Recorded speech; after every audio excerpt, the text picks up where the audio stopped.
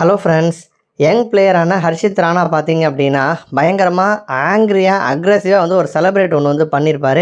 அதை பார்த்துட்டு கம்பீரே வந்து கோவம் அடைஞ்சிருப்பார். கம்பீரே வந்து அந்த செலிப்ரேஷன் வந்து ரசிக்கலை அப்படின்னு தான் வந்து சொல்லணும்.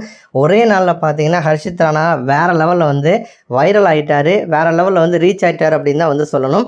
கேகேஆருக்கும் சன்ரைசர்ஸுக்கும் இடையான மேட்ச்சு செம்மையான மேட்ச்சு, செம்ம இன்ட்ரெஸ்ட்டாக போச்சு.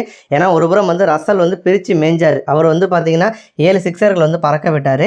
நீ 7 தானே அடிக்கிற, நான் ஒரு 6 கூடவே அடிக்கிறேன் அப்படின்னு சொல்லிட்டு கிளாசன் பார்த்தீங்க அப்படின்னா 8 சிக்ஸர்கள் வந்து பறக்க விட்டுருப்பார். இந்த கேம் வந்து போயிட்டு இருந்தப்போ நடுவில் பார்த்தீங்கன்னா யார் வந்து பயமே இல்லாமல் ஆடக்கூடிய ஃபினிஷர் அப்படிங்கிற மாதிரி ஒரு போல் நடத்தியிருப்பாங்க.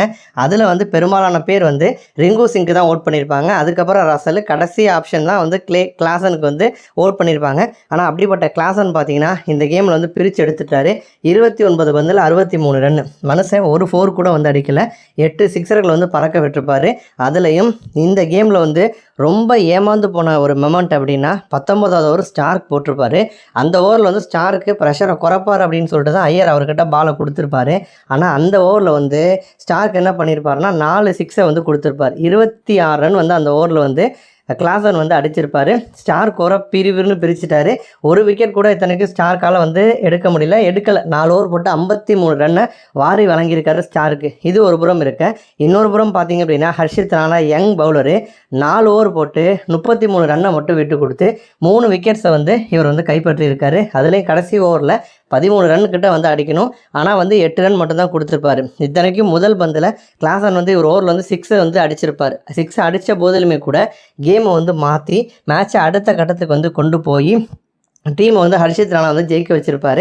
இப்போ இவர் வந்து 3 விக்கெட்ஸ் எடுத்திருப்பார். அதில் வந்து ஆரம்பத்திலே பார்த்தீங்கன்னா மயங்க் அகர்வால் விக்கெட்டை இவர் தான் வந்து எடுத்திருப்பார். ஃபஸ்ட்டு விக்கெட்டாக வந்து மயங்க் அகர்வால் தான் வந்து அவுட் ஆகிருப்பார். அவர் விக்கெட் எடுத்தது வந்து இவர் தான். பார்ட்னர்ஷிப் வந்து 60 ரன் போயிருப்பாங்க. அப்போ தான் விக்கெட் வந்து விழுந்திருக்கும். அந்த சமயம் வந்து ஹர்ஷித் ராணா பார்த்தீங்கன்னா பயங்கரமாக செலிப்ரேட் வந்து பண்ணியிருப்பார். ஒரு ஃப்ளையிங் கிஸ் வந்து கொடுத்துருப்பார் மயங்க் அகர்வாலை பார்த்து. ஜென்ரலாக அந்த மாதிரி எல்லா பவுலர்ஸும் பண்ணுவாங்க. பட் இவர் வந்து ஒரு படி மேலே போய் பக்கத்தில் போய் ஒரு பேட்ஸ்மேன் பக்கத்துலேயே வந்து அந்த மாதிரி ஒரு ஆங்கிரியாக செலிப்ரேஷனை வந்து வெளிப்படுத்தியிருப்பார். இந்த மேட்ச்சில் வந்து ஹீரோவாக இவர் இருந்தாலுமே கூட மயங்க் அகர்வால் அவுட் ஆன உடனே இந்த மாதிரி இவர் பண்ணாத கம்பீரே வந்து ரசிக்கலை, அவருக்கே வந்து பிடிக்கல, கோவத்தோடு தான். கம்பீருமே ஒரு அக்ரெசிவான ஒரு பிளேயர் தான், இருந்தாலும் அவரே வந்து டென்ஷன் ஆகிற அளவுக்கு பார்த்தீங்கன்னா ஹர்ஷித் ராணா வந்து இந்த மாதிரி பண்ணியிருப்பார். நன்றி.